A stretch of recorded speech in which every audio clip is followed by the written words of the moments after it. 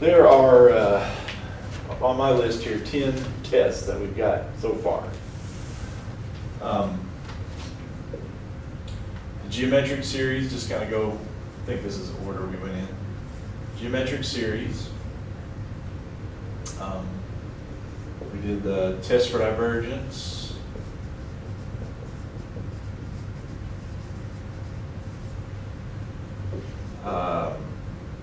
Integral test, yeah, I believe was next. Then we had P-series, kind of came out of that integral test. Then we had the comparison test, not to be confused with the limit comparison test.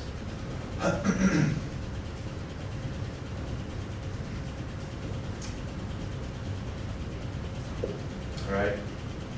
Then we had the alternating series.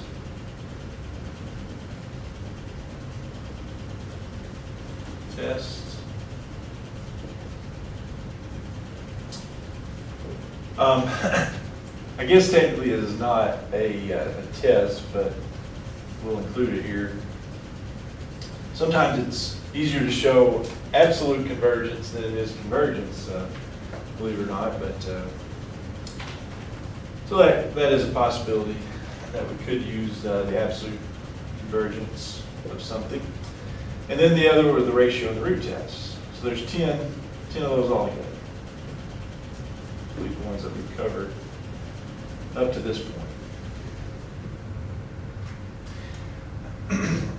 Figure the others, looks about like it. So yeah, that would be some good things to list on a note card if you want to bring that for the test coming up. Now, of course, to be noted here, some of these show both, it can show convergence or it can show divergence. It can show both of them. Geometric series is a good example. The ratio between 1 and -1, it converges, otherwise it diverges. Now, test for divergence, can it show convergence? Test for divergence only shows divergence. Integral test can show both, P-series both, and most of them can show both of them, but anyway, just note that sometimes it only shows one or the other. And then of course, test for divergence, ratio, root test, I guess some of the others, but sometimes you just get an inconclusive result if you use one of the tests, like I said, test for divergence. It can be inconclusive, so forth and so on. But anyway, that's our list. So you want to be familiar with what you need for each one of those. Note card can come in handy. All right, so yeah, let's just go through a couple of examples here and maybe figure out some things about what do we use, when do we use, which test do we use. Sometimes it's obvious and sometimes not so much, but all right, so let's start with this one.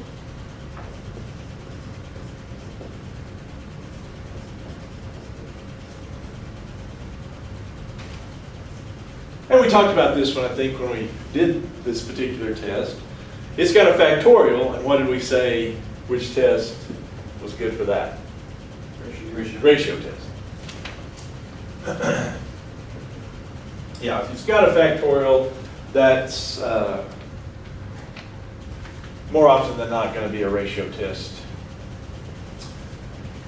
series. All right, so limit as n goes to infinity. So on the ratio test, it's the absolute value of a sub n plus 1 divided by a sub n. Does that sound right? So that's the limit as n goes to infinity of, well, the n plus 1 would be, if I plug in n plus 1 there for n, that would be 2 times n plus 1, so that's 2n plus 2 factorial. And then I'll have n plus 1 factorial squared. I just have a lot of simplifying yet to be done on that. All right, then we're going to divide by a sub n, but we said dividing by a sub n means multiplying by its reciprocal. So if I do the reciprocal, then multiply would be the same as divide by a sub n, right? So the n factorial squared over 2n factorial.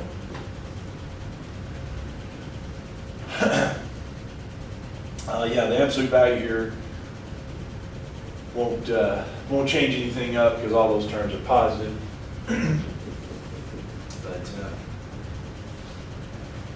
we don't put those in there. So what are we going to do? Well, here we can work our way down to that, can't we? 2n plus 2 factorial is 2n plus 2 times 2n plus 1.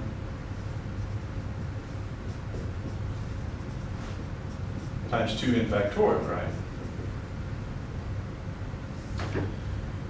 Now, I don't think we've done one with the factorial squared, but of course, all that means is you got two copies of it. But let's think about it. All right, so we got n factorial squared here. What is that going to mean to this? Well, n plus 1 factorial is n plus 1 times n factorial.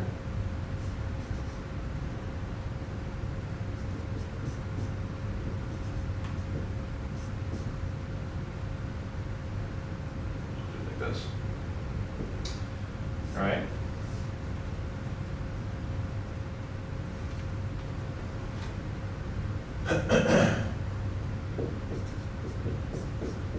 And so yeah, we're going to get some cancellation here.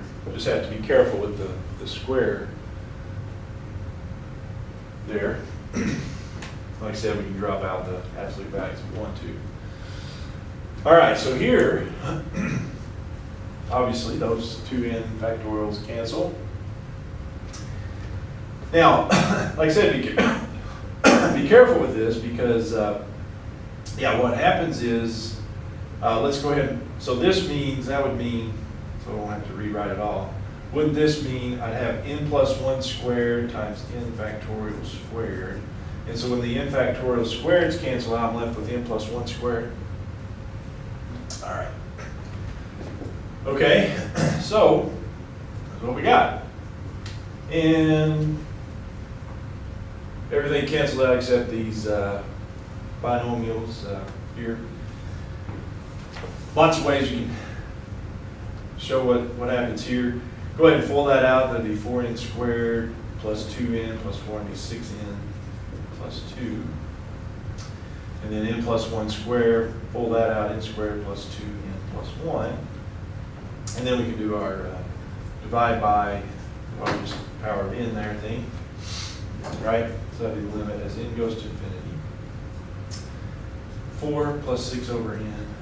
2 over n squared, 1 plus 2 over n plus 1 over n squared, which is 4 plus 0 plus 0, then goes to infinity, 1 plus 0 plus 0, it's 4 over 1, 4. And so a ratio test, the way it works, right, is if that's greater than or less than 1, what it hinges on. If it's equal 1, it's inconclusive, but this is obviously greater than 1. So what does that mean? Series divergence.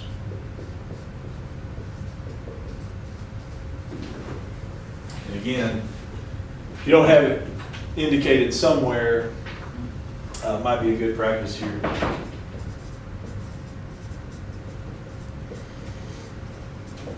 Put that in there. Okay? All right. I know.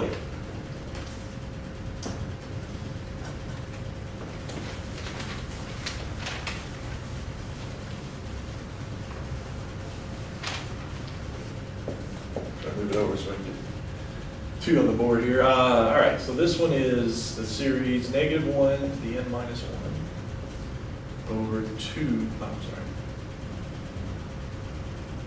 ln of n to the nth power. All right, so again, we mentioned this a little bit last time too.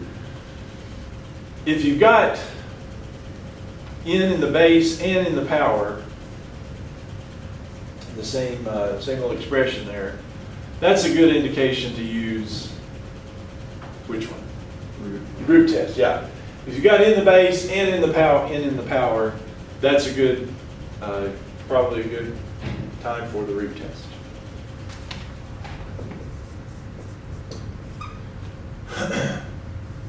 So on the root test, we look at the limit as n goes to infinity, nth root of the absolute value of a sub n, and that will play a role. The absolute value here will play a role. So that'll be the nth root of the absolute value of this thing.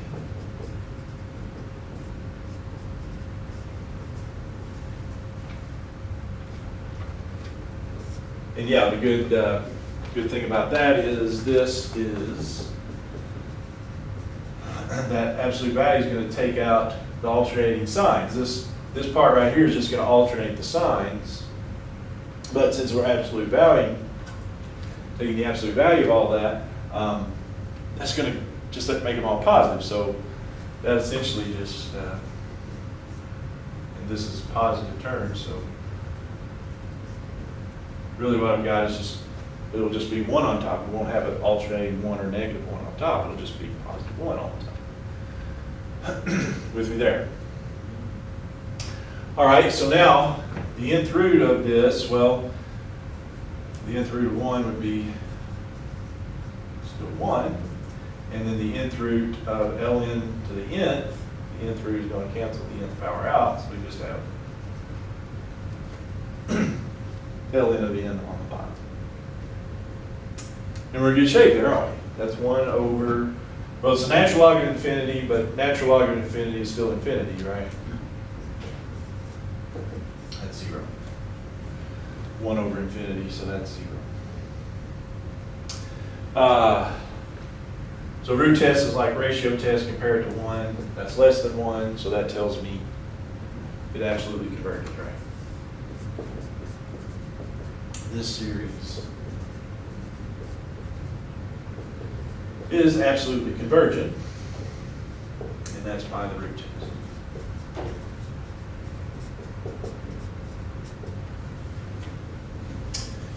Problems or concerns?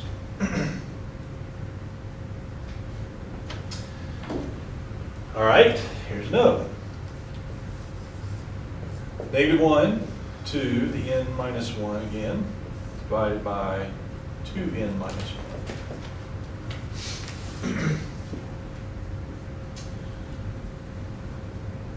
And so we don't have factorial, we don't have an nth to the nth power.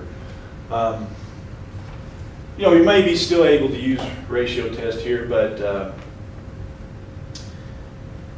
another test here, possibility is, well, because it is an alternating signs, you got alternating signs on your terms, that's obviously candidate for the alternating series test, right? AST. So let's do the AST here for this one. The alternating series test has 2 parts, right? First of all, part 1 of it is b sub n plus 1 is less than or equal to b sub n. Yeah, an alternating series and a couple and comparison test and limit comparison test, you assign, you look at the b sub n or the b sub n series, because this overall is a sub n. And for alternating series test, b sub n is the part that doesn't have the alternating signs. So b sub n here is just 1 over 2n minus 1.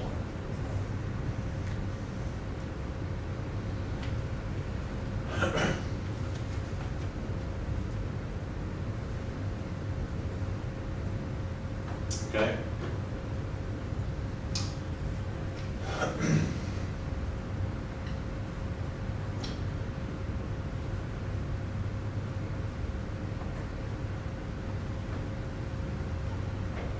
All right. So on part one, we need to look at b sub n plus 1 is less than or equal to b sub n.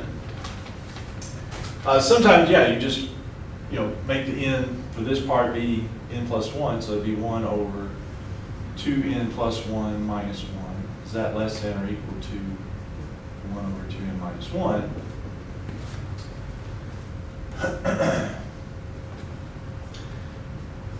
Well, a little simplifying, that's 2n plus 2 minus 1, so that'd be 2n plus 1, less than or equal to 1 over 2n minus 1. And that's where our little comparison there comes in handy, because you'll notice here the denominator of this is bigger, which would mean the term over here would be less, smaller, yeah. So the denominator is bigger.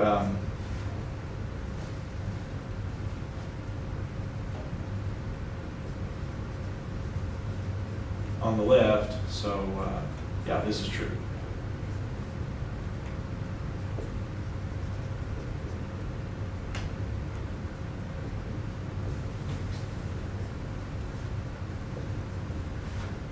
Something like that. So that's true. So check on that. Now part two of this is the limit of the b sub n, right? As n goes to infinity.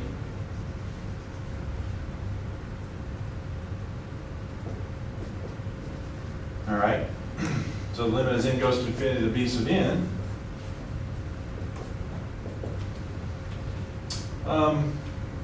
Yeah. Go ahead and show this 1 over n divided by n, top and bottom. 1 over n minus over 2 minus 1 over n. So that's 0 over 2 minus 0, which is 0. And so if that is equal to 0, what do you got? Then it passes rule 2, meaning that it is convergent. Absolutely. So it's absolutely, it's convergent, yeah. Yeah. Now, we haven't.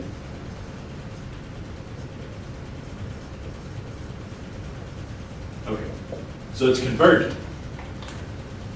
The ratio and root test give us absolute convergence. The alternating series test just gives us convergence, okay? Now, let's do a 3A here. Or 3B, call that A part. Is this series absolutely convergent?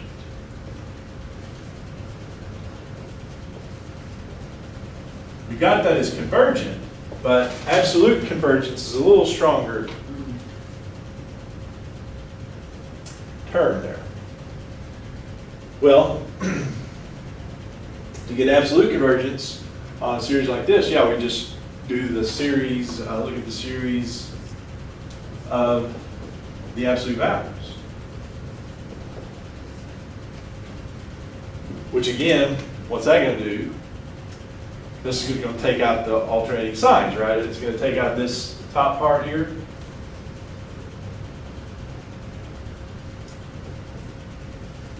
And 2n minus 1. Absolute values is not necessary there because, if I don't write an index there, it starts at 1 and goes to infinity. So the terms are always positive because if you use n equal 1, it's positive 1. If n equals 2, it's positive 3, so forth and so on. So the absolute values are not necessary anymore here. So to show absolute convergence would mean to show convergence of this. And what about that? Well, that's not an obvious one, is it? And it's not an alternating series anymore, so alternating series test won't work on it.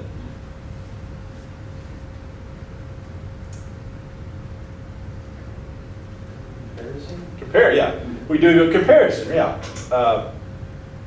Because, yeah, if I just look at, so now, compared to B sub n, B sub n series is just 1 over 2n. Now, how would we know to use the comparison test for that? Is it just when it's just Yeah, kind of that? if you think about it, if comparison test, what we do is we just basically take the leading terms, top and bottom, and so if I just take the leading terms, it gives me this, and hopefully you'd recognize that. Huh? That's harmonic, yeah. 1/2 times the harmonic series, so that's therefore harmonic. And so, how do you know? You just have to think that, think through that. If I do the comparison series, what does that give me? Is that something I can deal with? And yes, it is. It's the harmonic series, and that series is divergent, always. Or you can also say it's a P series, P equals 1, but either way, it's divergent. So yeah, that kind of lends itself to comparison. Now, which one do we want to use? I'll probably have you do a comparison, but typically the limit comparison probably does. It's probably more direct. There's just one thing. On comparison, you do two things. On limit comparison, you just do the limits, right? The ratio of the A sub n over B sub n.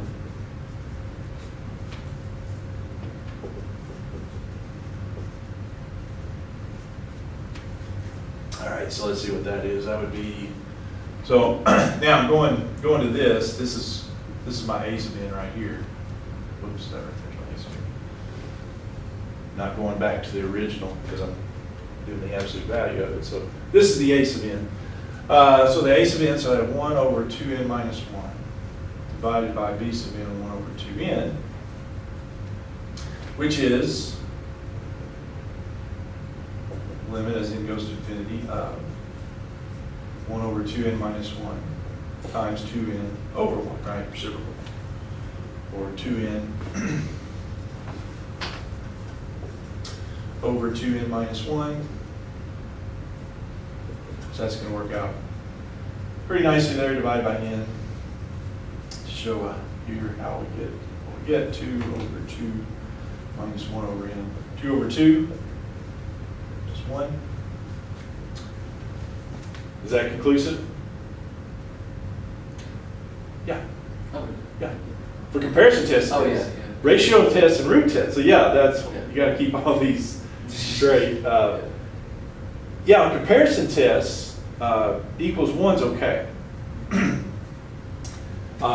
As long as it's a finite number that's not equal to 0, you're okay. Okay. So what this means then, so that does not equal 0, and it's finite.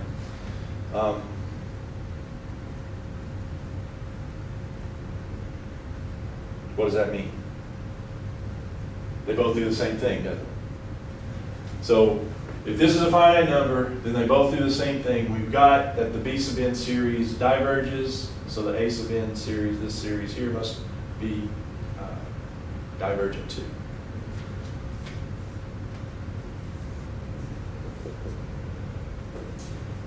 Now, what does this mean as far as our original question? Our original question is this series absolutely convergent? Well, the series of the absolute values diverges. So the answer to the question is no, okay? So -1 to the n minus 1 over 2n minus 1 is not absolutely convergent.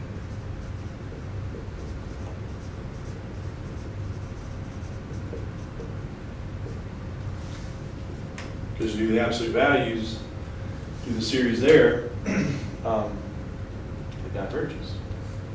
So what does that mean? So combine these two together. This was convergent, but it's not absolutely convergent. And so we call that, remember what we call that? That's conditionally convergent. Conditionally convergent means it converges, but it doesn't absolutely converge.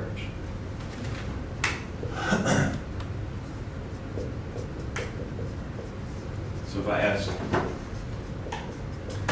about conditional convergence, that means you got convergence, you just don't have absolute convergence.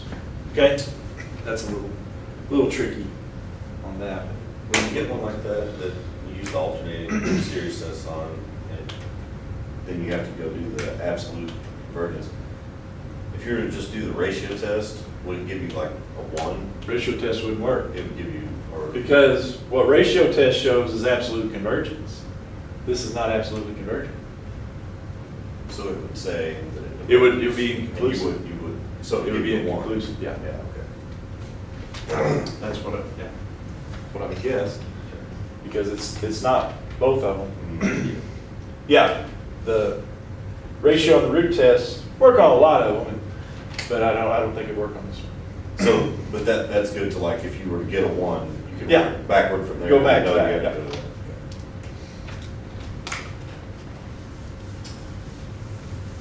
All right.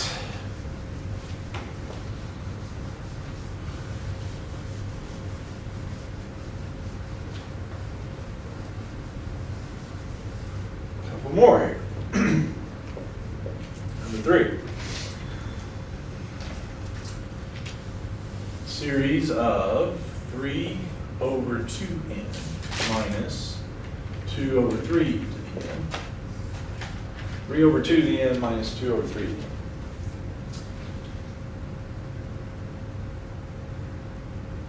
Brings up, first point is, if you got 2 series subtracted there essentially, or if you got subtraction in your series, you can consider those 2 separate series and just subtract their results. So you can do that with addition and subtraction. Not so much with multiplication and division, but we can do that for ones like this. All right. Now, trick is recognizing what those are. Well, we've got this nth power, or an exponential function. Yeah, that's geometric. Geometric, yeah. If you've got exponentials expressions, meaning the n is in the power, and you don't have n in the base also, that's a different thing. But a number is the base, and then n to the nth power, that's geometric. Now, the form we like on geometric is a times r to the nth power. And so we just kind of transform this a little bit. It is going to be 3 times something to the nth power here. And since it's 2 to the n on the bottom, we're just going to make that 1/2, aren't we? That's going to be the same thing as something over 2 to the n. And then same thing over here. This will be minus 2 times 1/3 to the nth power. And then it's in our nice little format we like. So how does geometric work? It's less than 1. If r is between 1 and -1, it converges, right? If it's outside those boundaries, it diverges. Well, r is 1/2, r is 1/3, so both of these converge. So we've got a converge minus another converge, that's going to converge. So the answer to the question, does this converge, is yes, it does converge. Both converge, so it converges. If one of them diverges, then the whole thing diverges. Right? So this converges. Now, the good thing about the geometric is we can go one step further and actually evaluate the sum.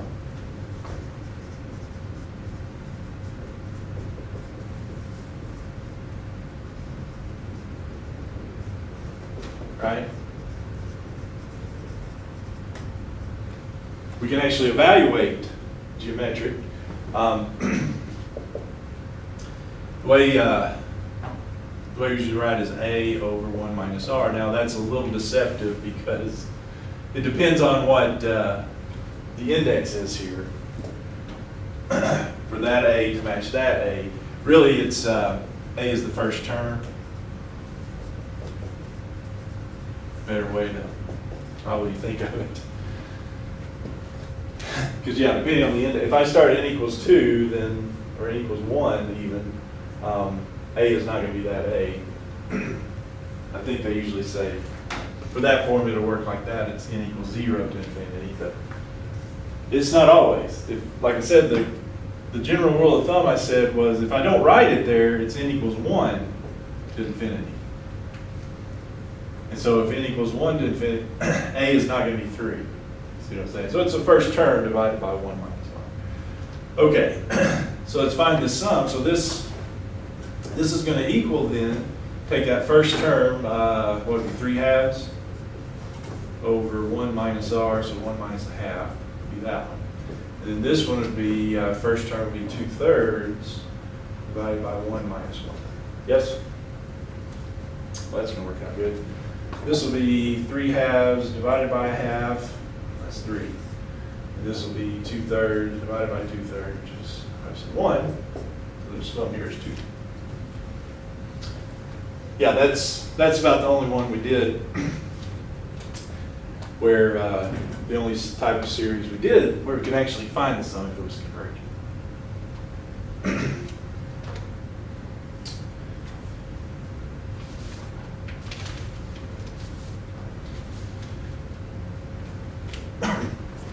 All right. Another one.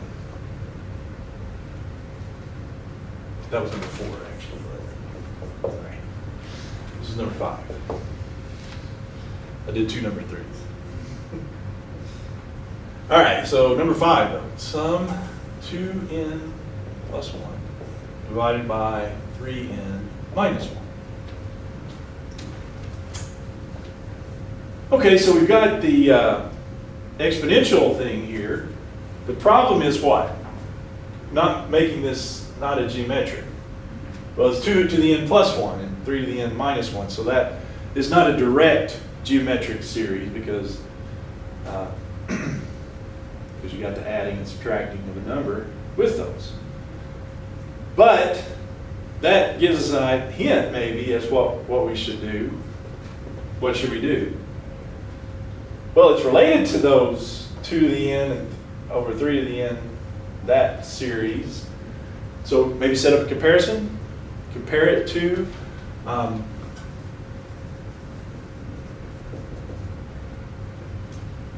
b sub n series 2 to the n over 3 to the n, which of course that is just 2/3 to the n. Geometric, right? R equals 2/3, so that is convergent.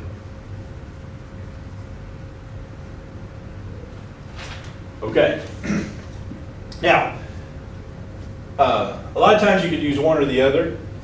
Let me start here with the comparison test, just to make a point here. So because on the test, FYI, I will have you do one with comparison test. Say use the comparison test to do this one. And I'll have one where it says use the limit comparison test to do this. Probably same thing on these others, but I may specify which test to use. So you need to know both of them, all of them. Anyway, let's say we start here with the comparison test.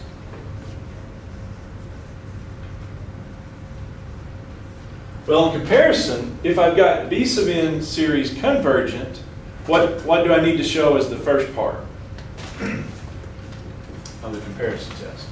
Well, if b sub n converges, then for the comparison test to work, I would need a sub n less than b sub n, wouldn't I?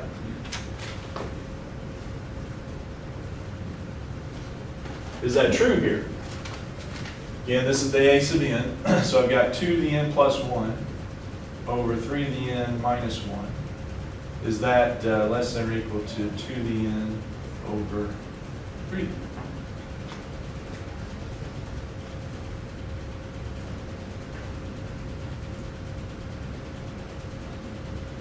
That's not true.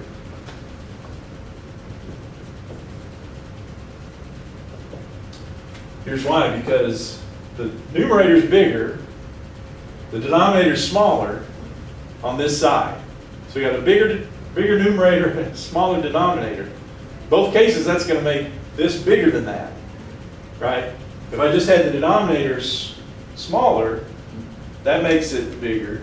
Making the numerator bigger makes it bigger. So this is bigger than that, right? It's not equal, or not less than. So what that means is comparison test won't work. So that